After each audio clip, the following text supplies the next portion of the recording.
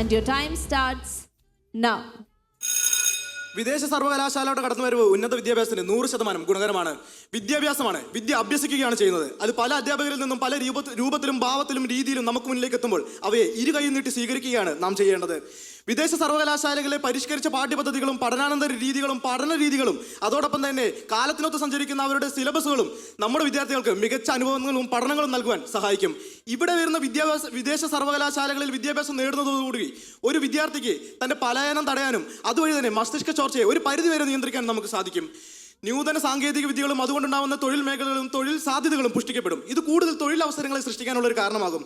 നാളെയുടെ ജീവിത സൗകര്യങ്ങളുടെ വിധി നിർണ്ണയിക്കുന്ന ഒരു ജനതയ്ക്ക് സുസ്ഥിരമായ വികസിതമായ ഒരു സാമൂഹ്യ വ്യവസ്ഥ സൃഷ്ടിക്കുന്നതിൻ്റെ മുഖ്യമായ നിർണായകമായ പങ്ക് നയിക്കുന്ന ഒരു മേഖലയും ഇടവുമാണ് നമ്മുടെ വിദ്യാഭ്യാസം എന്ന് പറയുന്നത്.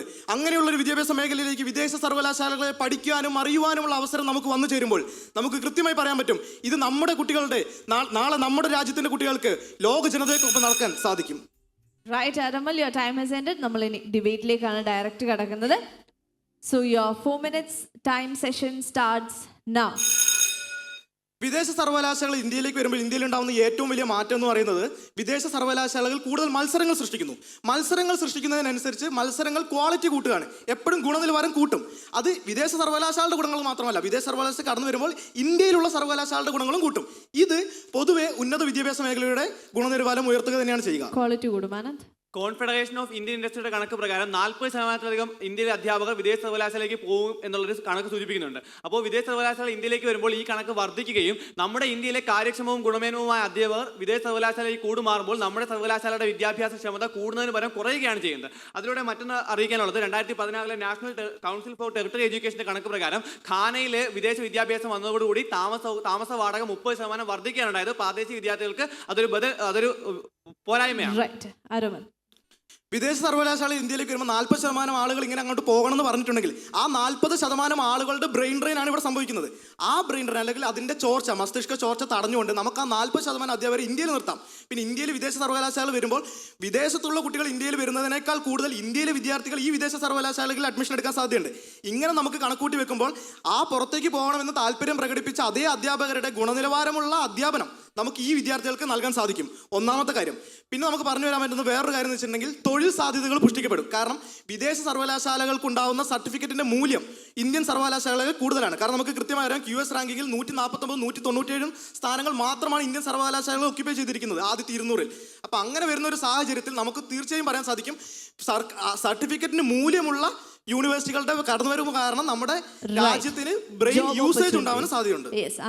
വിദ്യാഭ്യാസം കൂടുന്നു എന്ന് വെച്ചിട്ട് തൊഴിലവസരങ്ങൾ കൂടുമെന്ന് താങ്കൾ പറഞ്ഞു. പക്ഷേ ഇന്റർനാഷണൽ ലേബർ ഓർഗനൈസേഷന്റെ കണക്ക് പ്രകാരം ഇന്ത്യയിൽ വിദ്യാഭ്യാസം കൂടുന്തോറും തൊഴിലില്ലായ്മ വർദ്ധിക്കുകയാണെന്നുള്ളത് തീർത്തും വിരോധാഭാസമായ കാര്യമാണ്. മാത്രമല്ല, പങ്കുചേർന്നുള്ള ഗവേഷണത്തിലൂടെ ബൗദ്ധിക സ്വത്തവകാശങ്ങളായ വ്യാപാരമുദ്ര, പകർപ്പവകാശം, പേറ്റന്റ് തുടങ്ങിയവയ്ക്ക് വിദേശികളുമായിട്ട് ഒരു പങ്കുചേരലുണ്ടാകുമ്പോൾ ഇന്ത്യയുടെ പേറ്റന്റ് ബൗദ്ധിക സ്വത്തവകാശത്തിൽ നഷ്ടം സംഭവിക്കുന്നു. ശരി, നാഷണൽ എഡ്യൂക്കേഷൻ പോളിസി 1968 ആദ്യത്തെ പോളിസി ഇറക്കിയത്. പിന്നീട് 1986 മൂന്നാമത്തത് 2020. ആദ്യത്തതും രണ്ടാമത്തതും തമ്മിൽ 18 വർഷത്തെ ഗ്യാപ്പും രണ്ടാമത്തതും മൂന്നാമത്തതും തമ്മിൽ 34 വർഷത്തെ ഗ്യാപ്പാണ് ഉള്ളത്. അതായത് ആദ്യത്തതും മൂന്നാമത്തതും തമ്മിൽ കൃത്യമായി പറയുകയാണെങ്കിൽ 52 വർഷത്തെ മാറ്റം. ഒരു സർക്കാരിന്, ഒരു രാജ്യം ഭരിക്കുന്ന സർക്കാർ വിദ്യാഭ്യാസം എന്ന രാജ്യത്തിന്റെ നട്ടലിനെ മുന്നോട്ട് കൊണ്ടുവരാൻ വേണ്ടി വന്നത് 52 വർഷമാണ്. 52 വർഷങ്ങൾക്ക് ശേഷം അതേ സർക്കാർ വീണ്ടും പറയുന്നു, അതേ രാജ്യം ഒരുമിച്ച് പറയുന്നു, ഇവിടെ വിദേശ സർവകലാശാലകൾ തിരിച്ചു വരണമെന്ന്. ഇത് ഇന്ത്യയിലുള്ള യൂണിവേഴ്സിറ്റികൾക്ക് അല്ലെങ്കിൽ സർവകലാശാലകൾക്ക് അവരുടെ ഉന്നമനം അല്ലെങ്കിൽ കൃത്യമായി 52 വർഷം കൊണ്ട് വളരെ മികച്ച രീതിയിൽ മുകളിലേക്ക് എത്താൻ സാധിക്കാത്തത് കൊണ്ട് തന്നെയാണ് നാം പലതും ദൂരെ നിന്നുള്ള വിദേശ സർവകലാശാലകൾ ഇന്ത്യയിലേക്ക് കൊണ്ടുവരേണ്ട ഒരു ആവശ്യകത വരുന്നത്. ചൈനയിലെ ബെയ്ജിങ്ങിലുള്ള റംനിൻ സർവകലാശാലയുടെ കണക്ക് പ്രകാരം ചൈനയിലുള്ള വിദേശ സർവകലാശാലയുടെ അതിപ്രസരം മൂലം ചൈനയിൽ PhD നേടിയ വിദ്യാർത്ഥികൾക്ക് പോലും ചൈനയിലെ പുരാതന പുസ്തകങ്ങൾ വായിച്ച് മനസ്സിലാക്കാനുള്ള ശേഷിയില്ല എന്നുള്ളത് വിദേശ സർവകലാശാലയുടെ അതിപ്രസരം നമ്മുടെ പ്രാചീന സംസ്കാരം നശിപ്പിക്കുന്നുള്ളൊരു തെളിവാണ്. പ്രാചീന സംസ്കാരം നശിപ്പിക്കുക എന്ന് പറയുമ്പോൾ ഒരു സർവകലാശാല ഇന്ത്യയിലേക്ക് വരുന്ന കരുതി ആ സർവകലാശാല എപ്പോഴും അതിൻ്റെ രാജ്യത്തിൻ്റെ മൂല്യങ്ങൾ ഉയർത്തിപ്പിടിച്ചുകൊണ്ട് ഇന്ത്യയിൽ പ്രവർത്തിക്കുമെന്നല്ല പറയുന്നത്. ഇന്ത്യ അതിനുള്ള യാതൊരുവിധ ഓട്ടോണോമിക് റൈറ്റുകളും ആ സർവകലാശാലയ്ക്ക് നൽകുന്നില്ല. ഇത് UGCയുടെ കാര്യ നിയമത്തിൽ പറയുന്നുണ്ട്. കൃത്യമായി പറഞ്ഞിട്ടുണ്ടെങ്കിൽ രാജ്യത്തിൻ്റെ ഉള്ളിൽ നിന്നുകൊണ്ട് രാജ്യത്തിൻ്റെ മൂല്യങ്ങളെ കടന്നു പിടിച്ചുകൊണ്ട് അല്ലെങ്കിൽ അതിനെ ഉയർത്തിപ്പിടിച്ചുകൊണ്ട് പ്രവർത്തിക്കാനുള്ള അനുമതിയാണ് ഈ പറയുന്ന വിദേശ സർവകലാശാലക്ക് കൊടുക്കുന്നത്. അപ്പോൾ അവിടെ യാതൊരുവിധ സംസ്കാരത്തിൻ്റെ പ്രശ്നങ്ങളും ഈ പറയുന്ന മറ്റൊരു ഇത് വരുന്നത് കൊണ്ട് നമുക്ക് പ്രശ്നം ഉണ്ടാവില്ല.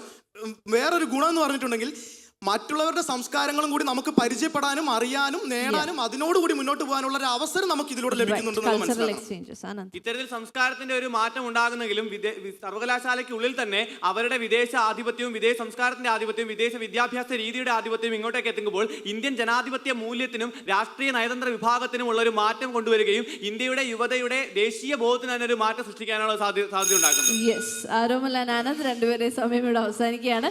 ഒന്ന് കൈകൊടുത്ത് പിരിഞ്ഞോളൂ. It has been a very long day. Federal Bank Speak for India, Kerala Edition Season 8 in association with Madhrbhoomi.